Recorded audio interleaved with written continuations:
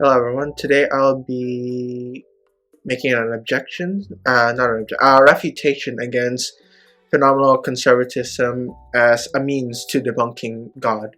So how do I mean? So what is phenomenal conservatism? Phenomenal conservatism is the belief that we can infer uh, like things metaphysically and materially that it is we can infer that if it's true or false. So when taken to this logical and with conjunction to this with God, atheists reason that it is it is more incoherent to have God as the one to have reason for metaphysics to creating metaphysical laws. Either he does have or not. So if he does have a reason for it, God is not the one doing the reason. It's the metaphysical law itself, the metaphysical ethical laws, or not. But it seems that the former is much more likely. My refutation is that it doesn't account to the changes of the metaphysical potential changes of our moral faculties. Does that mean moral relativism is true? I disagree with this. The solution is God Himself. So, what I mean by this? So, God does indeed have reason for this metaphysical laws. However, that metaphysical laws are contingent on Him. He has a reason, and He does it by manipulating the metaphysical laws, the metaphysical ethical laws, and infer so that it can be more inferred to us. So, what's a good instance of that? A good instance is AI. Like across the centuries, there is no such thing as an ethical AI. Ethical implications that are what is morally wrong or good of AI, what is permissible and what is not. It never existed. And if you say that metaphysical ethical laws is the primary reason for all our morality, all our moral realism, then the problem is like how would our moral realism combat against this? Like it's a different variation of what we can intuitively infer to be evil.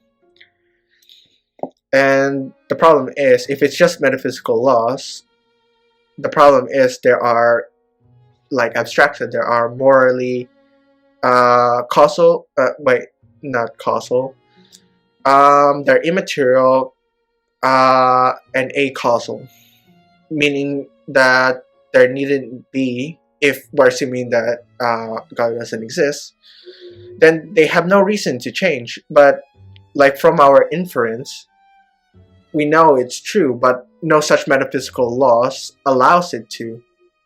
So that's problematic for atheism. Therefore, the solution would be God. And how it does is, firstly, our distinctions between, this is a new concept, this is a claim of mine. I'm not sure if it's true or not. Take all of this with a grain of salt. This is my research, my self-research on this matter. As well, I would like to thank Eugene Nagasawa for I guess inspiring me or like giving me the reasons to refute phenomenal conservatism.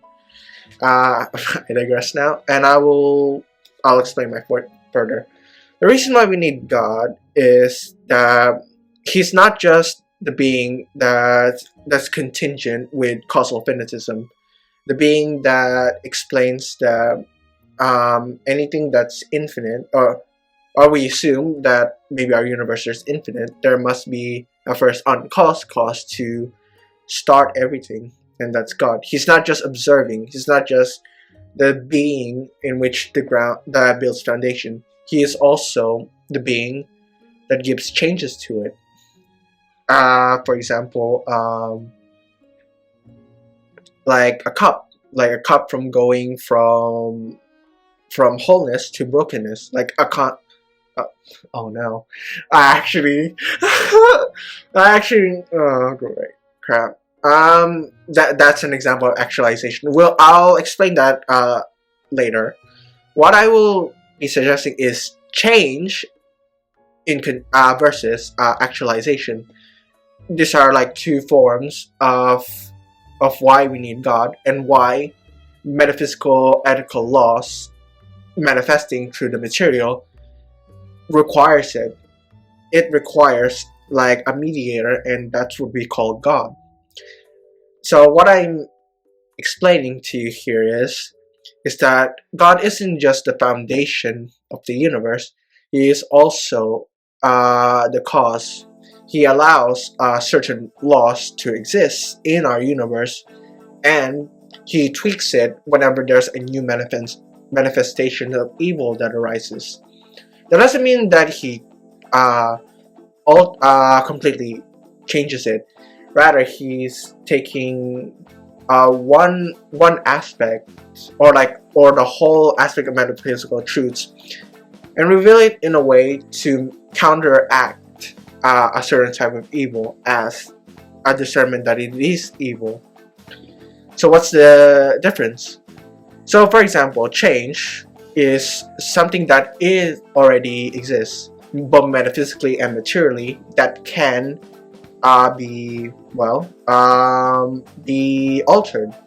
Like for example, I'm gonna say it. Like you have a cup, yeah. Like I will explain why this cup going from whole to broken. Like initially, in the past, it's an example of actualization. But now that what we perceive that due to our inference of reality nowadays is an example of now change. So what causes actualization to change? I'll refer that later. But first, so what change is, like I stated, is anything metaphysically or materially being altered in the universe. So like from a cup going from whole to broken, and that thing from going whole to broken needs an on-cause mover or potential to do it, and that's what we call God. Now actualization is also required for God. For example, what's an example of actualization? For example, if I play chess. This is not an anecdote of mine, but it's an example, but it's an example of actualization, and I'm simplifying it to, I'm making an instance of this, the chess, not an anecdote, a comparison to like the chess games. So in chess, there is a concept of a new chess move that has never been seen before. It is called like a new move. It's a position that's never been reached. It's a new game all entirely.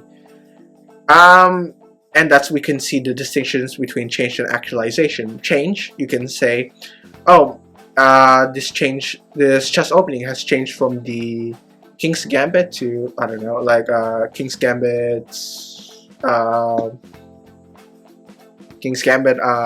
Grand Prix, maybe, or like sort of like that, or like the King's Indian turning to Nimzo Indian defense, or such and such. Those are examples of change. What I am referring to actualization in chess is the sort of like a new move that has never been seen, that's never been recorded by any database, any such thing. And you can say that, it could exist in the past. That's possible. Yeah, it might never been reached. But what if there is a chess game, if we assume that it hasn't existed before, but now it reveals now? This is an example of actualization. And what does it do with conjunction to AI? Well, AI is never been existed before. Never it's never it never existed in the past. So why do we have to establish a metaphysical law that is timeless and is acausal? So like it's always firm. It's always the substance that's never requires any change or any intrinsic or intrinsic property to change. But like it does like to us, in conjunction to us, we can infer that whenever there's a new sort of moral issues that arises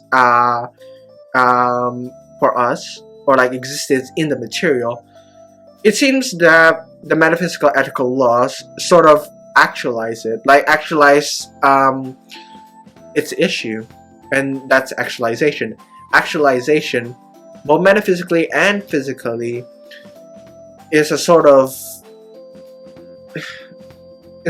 like allowing it to exist now, in this particular time or event. What about like temporary? It's now, and then once it existed, that is now change. So who is the one actualizing it? Who causes the actualization? If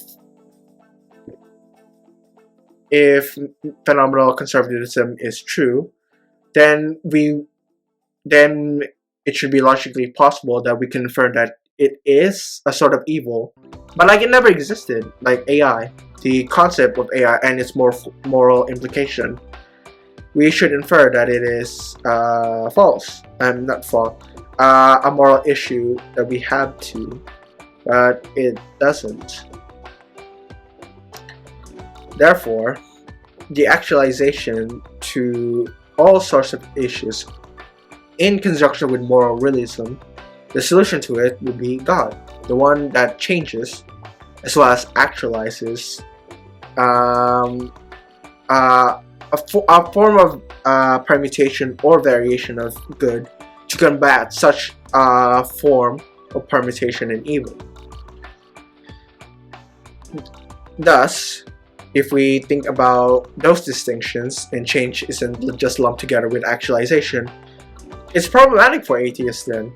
If you prefer phenomenal conservatism, then the problem is that you can infer that moral laws, or both metaphysical and material, they're unchanging, and such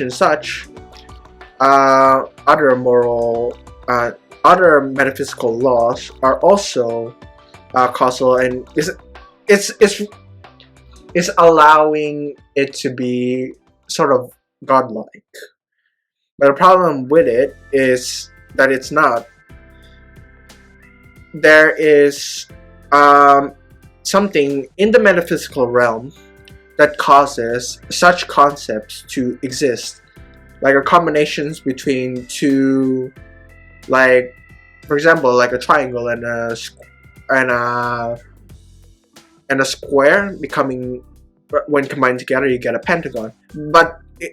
But for our inference, it would never existed like in the past hundreds of millions of years, maybe. I don't know the exact years of we got the concept of a house. But what I'm saying is that instead of removing the divine attributes of God, or like its immutability and impassibility, it's preserved to God only. The Platonistic realm is the one that is contingent, and therefore the immutability and impassibility of such metaphysical laws are contingent upon God. And the problem with concluding it otherwise, atheists are subjective to the problem of evil, much worse. Thank you very much, and I hope to see you on next proofs. next proofs and arguments for theism. Fun fact, I am a theist, and I hope you enjoy this video. Thank you very much, and view my other videos. Thanks. Hello again. I just want to clarify why I think the problem of evil, my solution to, well, my assertion to why the problem of evil is more problematic to atheists is because if you assume that there is only just a metaphysical law that is unchanging, a causal and immaterial, then we can conclude from inference that it would deem to create a perfect world where all metaphysical ethical laws are true and we can intuitively grasp them and be permissible. But it doesn't. There is some sort of evil that manifests, that combats against the metaphysical laws. So therefore, it means that the metaphysical laws themselves, they're not perfect then. And so we must henceforth conclude that there's reasons that God allows certain evils. And my explanation is that I've been saying from this part of the video, part of the entire video. And sorry about this edit as well. I just wanted to clarify what I meant on why it's problematic to atheists. Have a blessed day to everyone, and see my videos again, I guess, as a repeat. Thank you all.